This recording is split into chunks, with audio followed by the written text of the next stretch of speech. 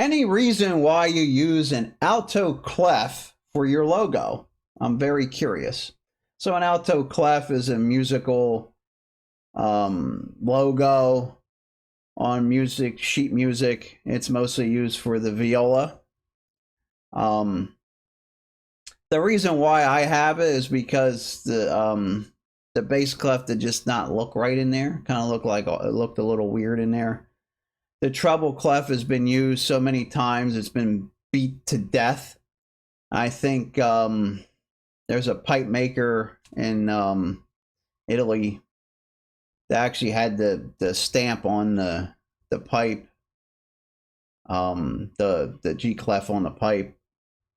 So like nobody's got the alto clef. Paste it in there, looks nice.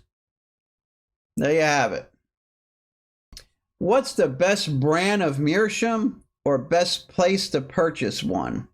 Are those sold on Amazon legitimately real? I never bought anything on Amazon when it came to pipe related stuff. Well, maybe a check tool, I don't know. Even the pipe cleaners seem kind of high over there. But anyway, the meerschaum, there's really no brand. There's really distributors. So I usually deal with Meerschaum Depot. He has his whole archive on eBay. He also goes to pipe shows. There's Meerschaum Market. They're all over eBay, and they have their own website. And I've seen them at shows too. And there's IMP. There's a bunch of go on Smoking Pipes, and you see the Meerschaum companies, and they're kind of pricey over there. They're real pricey over there from the ones that I've punched up. There's a couple, but there's really no brand. There's carvers, and over in Turkey they carve these Meerschaum pipes, and the carvers are, they could work for a house, or they can be independently contracted, almost like truck drivers. Truck drivers could be independently owned, or they can work for a company like UPS. So think of it that way. So they sell their pipes to the house, or they have a contract with that house, that company, and then like IMP say, depending on the contract how it works, it could be only for them, or the contract could be open to do their own or go to other companies or whatever. But Meerschaum Depot, one guy keeps track of all these pipes. He buys from the carvers, sells the pipes over here. So that's how it's done. It's not done like Smoking Pipes, or they have a couple brands over there. I want to call them brands, but I get mine from anything brand new. I buy from Meerschaum Depot. Anything used, if I see something that's just a damn steal and I'm in the mood to buy a pipe, I will pull the trigger on a used one, only because I've been smoking these things for a while. I know I got to clean it up. Okay, I got to put some work into it.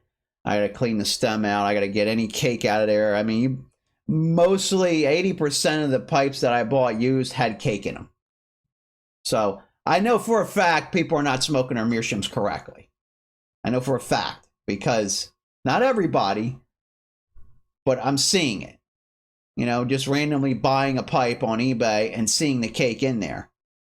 Most likely, it smoked good at first. They let the cake build up and smoke like crap. And there it is on eBay. And they're like, I don't like meerschaum. Where do you get all this old tobacco from? It was brand new when I bought it. It just self-aged. Just like our bodies. Our bodies just age by itself. Time goes by. Self-aged. I didn't buy it old. How do you fit 8 ounces of tobacco in a pint jar? I find it impossible.